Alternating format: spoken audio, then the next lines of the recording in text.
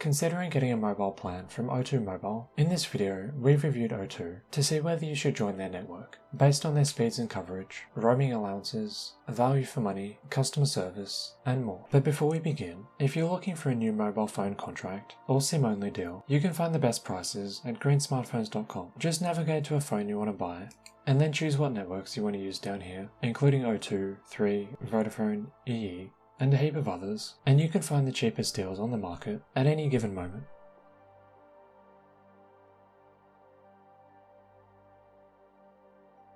So O2 is one of the big four mobile networks in the UK, along with 3, Vodafone, and EE. This means they have their own mobile infrastructure. They don't rent access through another network, like providers like Foxy, Smarty, and ID Mobile do. At the moment, O2 has a heap of pay monthly mobile deals, as well as a good range of SIM-only offers. In general, they really prioritise Apple phones, and this is where they're most competitive, but they also have a good range of Android devices, as well as tablets you can get with a data contract. Another unique thing about O2 that it's good to know about is their partnership with Virgin Media. If you're a Virgin Media broadband customer, you can sometimes get double data when you buy a phone plan from O2, as long as you're signing up for a pay monthly deal and you sign up with the same name that's on your Virgin Media broadband plan. You can sometimes also get a speed upgrade with Virgin Media, which is nice. Another unique thing about O2 is their mobile deals are often very customizable. If you take any of their plans, you can normally edit them, allowing you to define how much you want to pay up front, what contract length you want, and how much monthly data you need. Depending on how much data you include, they'll also throw in extras when you buy a pay monthly mobile deal.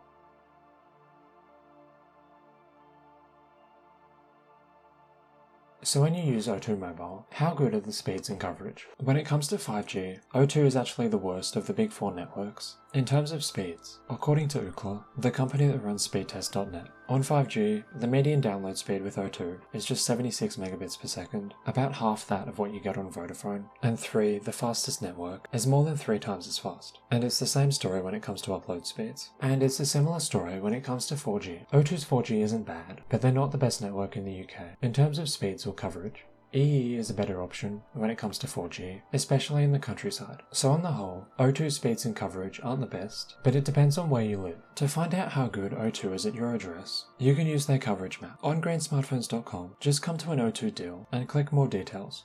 Then scroll down and click through to the coverage checker. Then put in your postcode here to see what your signal is like. And you might also want to check a few other locations, such as at work or around town, to see what sort of speeds and signal you can get. So we can see here, even in central London, O2's indoor 5G is pretty limited, although you can get 5G outdoors in most locations. Their 4G coverage is generally pretty good in big cities, as well as many more remote areas, which is good to see. Just note that if you're on the O2 mobile network, your 5G speeds probably won't be as fast as they would be on the other 3 major networks.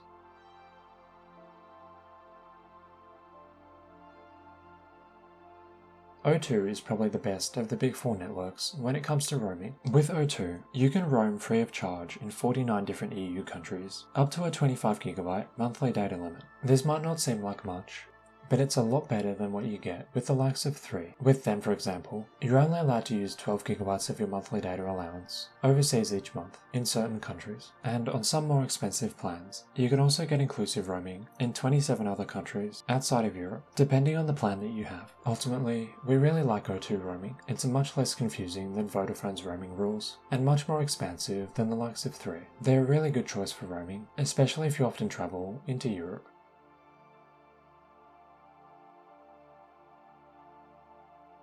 In general, O2 offers good value for money, but they're not normally the cheapest option on the market, although it depends on the phone you're looking at and when you're buying. So let's do a bit of a test. On our comparison site, if you go to a phone, it'll sort the deals by the lowest average monthly cost. That is, an average of this monthly payment over the life of the contract, 36 months in this case, plus the upfront cost. If you average this together over the 36 months, you'll pay £42.41 per month on average. So let's look at a few phones and see if O2 offers the cheapest deals. So starting with the iPhone 16 Pro Max, 3 has the cheapest deal at £42.41 a month for 150GB of data. Now let's apply a filter, so we're only looking at O2's deals. They're much more expensive at the moment, £62.13 a month over the same 36-month contract, with the same storage limit for just 25GB of monthly data. So let's look at the base model S24 to see if it's the same story. giffgaff is the cheapest at the moment, at about £28 a month for 25GB of data. On O2, it's considerably more expensive, although you do get a lot more data for the amount you're paying. But I think if you did want a high data limit like this, there'd be another provider that's cheaper. So I've removed the O2 filter, and let's say we want at least 200GB of monthly data. So 3 is cheaper at about £32.50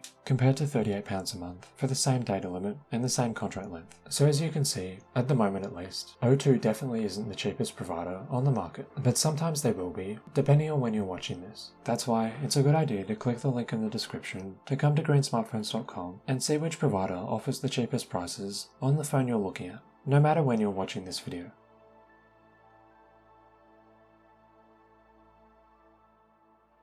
So every quarter, Ofcom does a big customer survey where they look at how satisfied different mobile networks customers are with their provider, and they also look at internal complaint data to see which mobile networks are getting the most complaints from customers.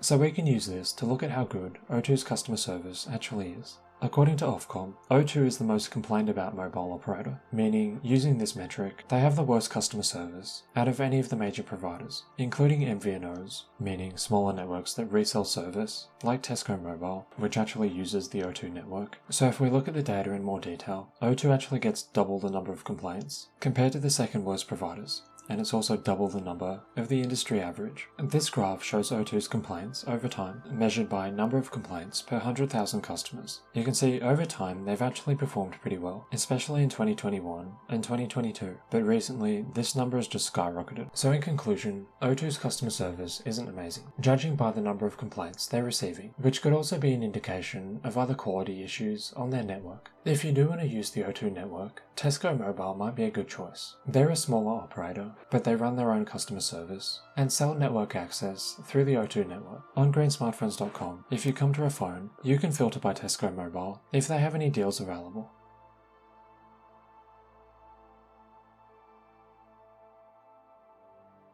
So in conclusion, we probably wouldn't recommend O2 in most cases. Their 5G speeds and customer service leave a lot to be desired, although their 4G coverage is quite good, and their roaming allowances are quite nice as well, especially in Europe. Remember, come to greensmartphones.com to see if O2 offers good value on a phone you're looking at, or whether another provider like 3, Vodafone or EE offers better prices. And if you have any questions about choosing a mobile network, leave a comment below and we'll get back to you as soon as we can.